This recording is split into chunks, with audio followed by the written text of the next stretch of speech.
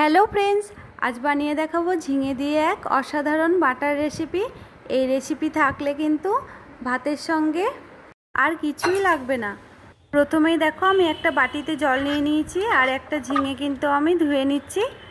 এখানে কিন্তু অনেকগুলোই ঝিঙে নেওয়া হয়েছিল, আমি একটা ঝিঙেই ধোয়া দেখাচ্ছি। আর এই রেসিপিটি বানালে পরে কিন্তু একদম কচি নরম ঝিঙেই লাগবে। তো সবগুলো ঝিঙে আমার ধোয়া হয়ে গেছে এবং খুব ভালোভাবে দেখো কেটে নিয়েছি।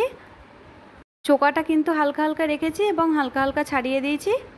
3টে কাঁচা লঙ্কা, 10 কোয়া মতো রসুন আর একটা পেঁয়াজ কুচি করে নেওয়া হয়েছে। ঝিঙেটাকে কিন্তু জল ঝরিয়ে রেখেছিলাম। তো দেখো আমি কিন্তু মিক্সির মধ্যে দিয়ে দিচ্ছি, ভালোভাবে কিন্তু এটাকে বেটে নেব বলে। আর লঙ্কা, পেঁয়াজ আর রসুন কোয়াগুলোও দিয়ে দিচ্ছি।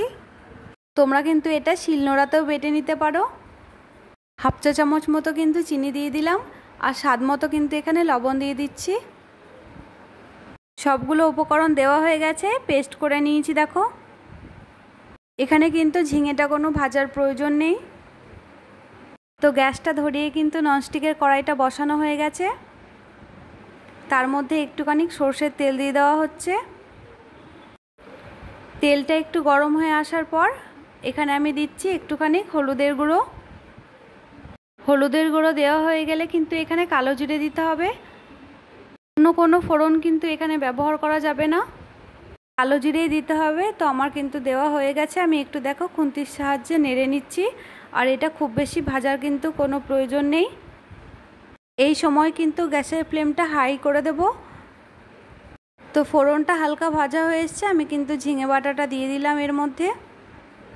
তো ঝিঙে বাটাটা দেওয়ার পরে খুন্তির সাহায্যে দেখো ভালোভাবে মিশিয়ে নিচ্ছি। ঝিঙে বাটাটা যখন একটু ফুটে আসবে তখন কিন্তু গ্যাসের ফ্লেমটা একদম লো করে দিতে হবে। তখন কিন্তু গ্যাসের ফ্লেমটা হাই রাখলে পুড়ে যাওয়ার চান্স থাকবে। তো এটা বানাতে কিন্তু একটুখানি সময় লাগবে, 5 থেকে 7 মিনিট মতো ভাজলেই কিন্তু এটা হয়ে যাবে। একটু সময় নিয়ে কিন্তু খুন্তির সাহায্যে আমি এটাকে ভেজে নিচ্ছি। কালারটাও কিন্তু খুব সুন্দর হয়ে গেছে। ততক্ষণ অবধি এটাকে ভেজে নিতে হবে যতক্ষণ না তেল ছাড়া বা ভাজা ভাজা হয়ে যাচ্ছে। তো ভাজা হয়ে গেলেই কিন্তু দেখেই বুঝতে পারবে। কড়াইটার মধ্যে কিন্তু আর লাগবে না, কড়াইটা থেকে কিন্তু উঠে আসবে। তো আমার কিন্তু এখানে কমপ্লিট হয়ে গেছে ভাজা। এবার কিন্তু একটা প্লেটের মধ্যে আমি তুলে রেখে দেব। হাতে কম সময় থাকলে এরকম এক অসাধারণ বাটার রেসিপি তোমরাও ঝট করে বানিয়ে ফেলতে পারবে। প্লেটে কিন্তু দেখো তুলে নিয়েছি।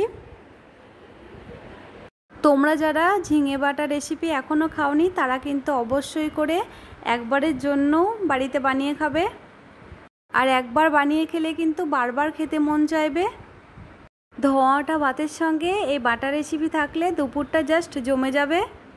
তো আমার এই বাটা রেসিপি যদি তোমাদের ভালো লেগে থাকে তাহলে লাইক করে দিও, সাবস্ক্রাইব করে দিও আর পাশে থাকা বেলটি অন করে দিও। কমেন্ট করতে ভুলবে না কিন্তু। তো আজকের মতো টাটা বন্ধুরা।